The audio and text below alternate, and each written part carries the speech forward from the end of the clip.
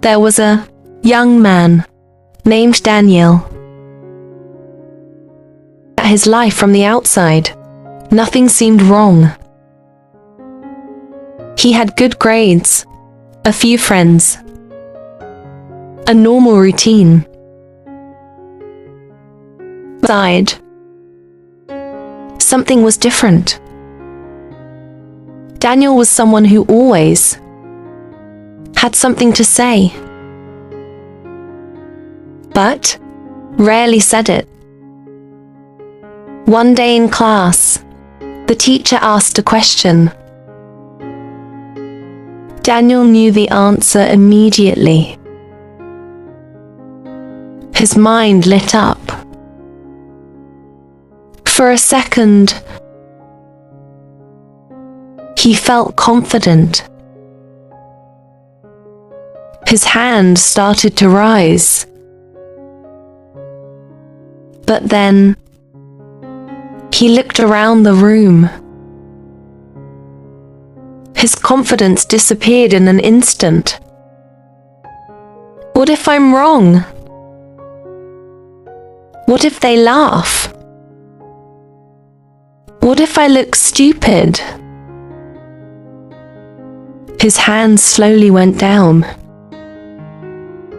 A few seconds later, another student answered. Exactly the same answer. Correct, the teacher said. The class moved on, but Daniel didn't. That moment stayed with him all day. Not because something bad happened, but because something didn't happen. He didn't speak, and he knew it. That night, he replayed the moment, again and again in his head. And slowly, without realizing it, he started trusting his imagination more than reality. Weeks became months. Months became years. And Daniel changed. Quietly. Not in a dramatic way. In small, invisible ways.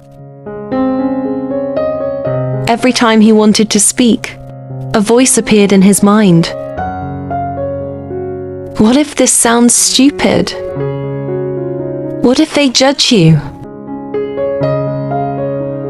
What if you regret it? So he stayed quiet. At first, silence felt safe.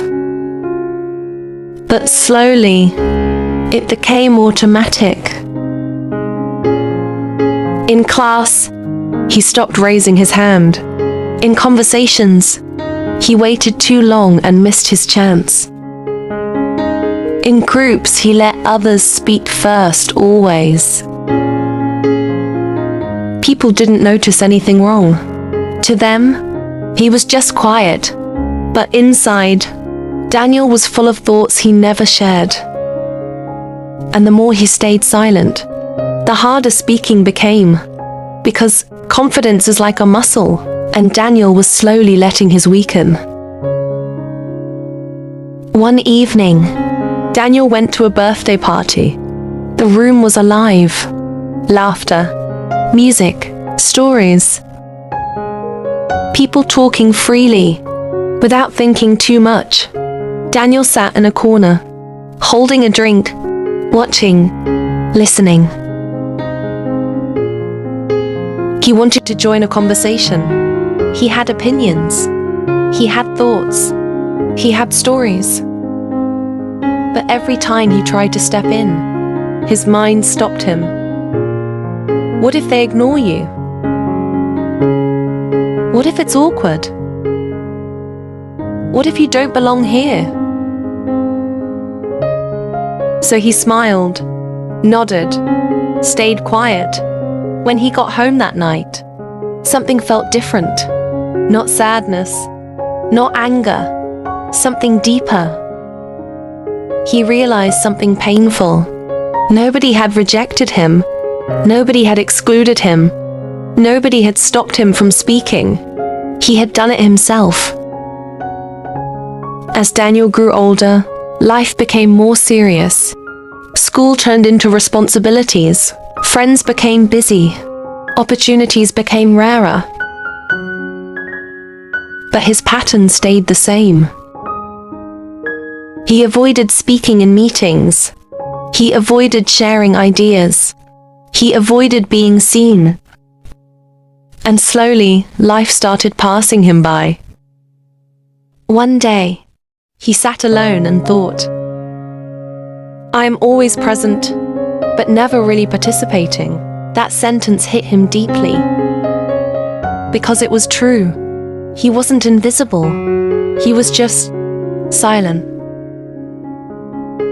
Everything changed. One afternoon during a group discussion, an important idea was needed. Daniel had one. A good one. A strong one. But the familiar fear returned. Heart beating faster. Mind overthinking. Hands slightly tense. What if it's wrong? What if they disagree? What if I embarrass myself? That question broke something inside him, and for the first time, he spoke. His voice wasn't perfect. His sentence wasn't smooth. His confidence wasn't strong. But he spoke, and nothing happened.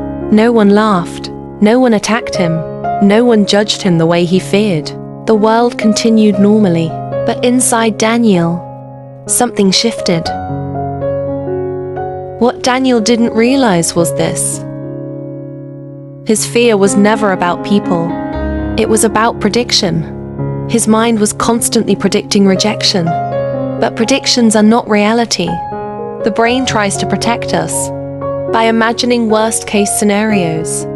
But in social situations, those scenarios are often exaggerated. And when you avoid speaking, your brain thinks, "We survived," so it rewards silence. This is how fear becomes stronger, not through danger, but through avoidance. Daniel didn't become confident overnight. He didn't suddenly become fearless. Instead, he started small.